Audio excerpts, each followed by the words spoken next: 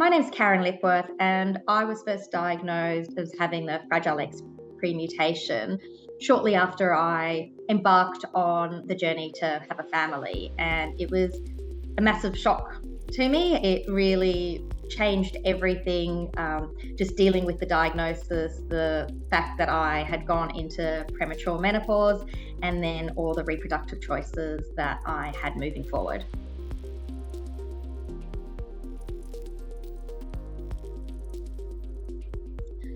So my experience with healthcare professionals is there's a bit of a view that Fragile X is quite complicated, and I think we could certainly simplify it. I feel that healthcare professionals might know about the Fragile X syndrome, and there's a lot of focus on children and understanding that there is a risk if you've got the premutation of passing it on and having a child, and there's a lot of focus there. There's some healthcare professionals that are aware of the premutation causing the ataxia, but I feel there is this real miss in understanding that for premutation on the female side, it has that effect on fertility, and that the sooner we can get that diagnosis, the better. I feel like it's often just made way too late, and then the decisions, like in my case, it's actually just too late to do anything about fertility.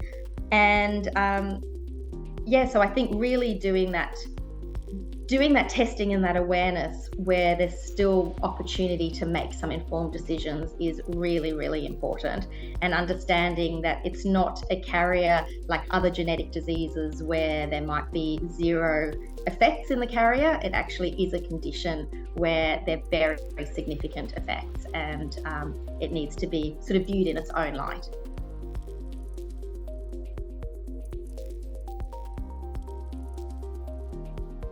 I think as soon as, whether it's, a couple or a woman presents at the GP and starts talking about, I'm thinking of having a family, what do I need to do? There's, I think, often advice about you need to be on folate and those things. I think, bringing it up then and say, one of the other things that we should be offering is some genetic screening, because that's going to just make you aware of if you are at risk of any of these conditions, and then that might determine the path you might choose.